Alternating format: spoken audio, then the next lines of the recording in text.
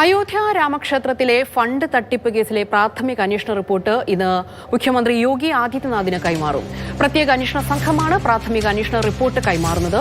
B Balagopal ചേരുന്നുണ്ട് കൂടുതൽ വിവരങ്ങളുമായി. ബാലു, എന്താണ് ഈ റിപ്പോർട്ടിൽ പറയുന്നത്? പ്രാഥമിക അന്വേഷണ റിപ്പോർട്ടിന്റെ വിശദാംശങ്ങൾ ലഭ്യമായിട്ടില്ല. ഇന്നലെയാണ് ഈ പ്രാഥമിക അന്വേഷണം പൂർത്തിയായിരുന്നത്. 7 ദിവസമായിരുന്നു ഉത്തർപ്രദേശ് മുഖ്യമന്ത്രി യോഗി ആദിത്യനാഥ് ഈ അന്വേഷണം പ്രാഥമിക അന്വേഷണം പൂർത്തിയാക്കുന്നതിന് ഈ പ്രത്യേക അന്വേഷണ സംഘത്തിന് നൽകിയിരുന്നത്. തുടർന്ന് ഇന്നലെ വൈകിട്ടോടുകൂടി ഇവർ ലക്നൌവിൽ എത്തിയിട്ടുണ്ട്. ഇന്ന് മുഖ്യമന്ത്രി യോഗി ആദിത്യനാഥിന് ഈ പ്രാഥമിക അന്വേഷണ റിപ്പോർട്ട് നൽകുമെന്നാണ് ലഭിക്കുന്ന വിവരം. 150ഓളം പേരുടെ പങ്ക് ഈ ക്രമക്കേട് സംബന്ധിച്ച് അന്വേഷിച്ചിരുന്നു. ഇതിൽ 25ഓളം പേർക്കെതിരെ നടപടിക്ക് ശുപാർശ ചെയ്തിട്ടുണ്ട്, അല്ലെങ്കിൽ അവരുടെ പങ്ക് കണ്ടെത്തിയിട്ടുണ്ട് എന്നത് സംബന്ധിച്ചുള്ള സൂചനകളാണ് നിലവിൽ പുറത്തു വരുന്നത്.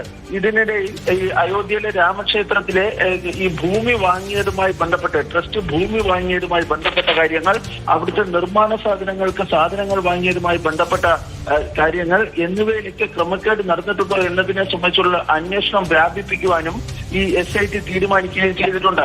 സമീപകാലത്ത് അയോധ്യയിൽ ഏറ്റവും കൂടുതൽ ഭക്തർ എത്തിയത് മഹാകുംഭമേളയുടെ സമയത്താണ്. ആ സമയത്ത് ലഭിച്ചിരുന്ന സംഭാവനകളുടെ ഈ ക്രമക്കേടുകൾ നടത്തിയിട്ടുണ്ടോ എന്നതിനെ സംബന്ധിച്ചുള്ള അന്വേഷണവും നടത്തുന്നുണ്ട്. ഏതായാലും നിലവിൽ ഇന്ന് അന്വേഷണ റിപ്പോർട്ട് ലഭിച്ച ശേഷം, പ്രാഥമിക അന്വേഷണ റിപ്പോർട്ട് ലഭിച്ച ശേഷം മുഖ്യമന്ത്രി യോഗി ആദിത്യനാഥ് എടുക്കുന്ന തീരുമാനമാണ് ഏറ്റവും നിർണായകമായി വരുന്നത്. അതായത് കുറ്റക്കാർക്കെതിരെ FIR രജിസ്റ്റർ ചെയ്യുന്നത് ഉൾപ്പെടെയുള്ള കാര്യങ്ങളിൽ ഈ റിപ്പോർട്ടിന്റെ അടിസ്ഥാനത്തിൽ മുഖ്യമന്ത്രി എടുക്കുന്ന തീരുമാനങ്ങളെ ആശ്രയിച്ചായിരിക്കുമെന്നാണ് ഇപ്പോൾ SIT യുമായി ബന്ധപ്പെട്ട കേന്ദ്രങ്ങൾ വ്യക്തമാക്കുന്നത്. ഉമ.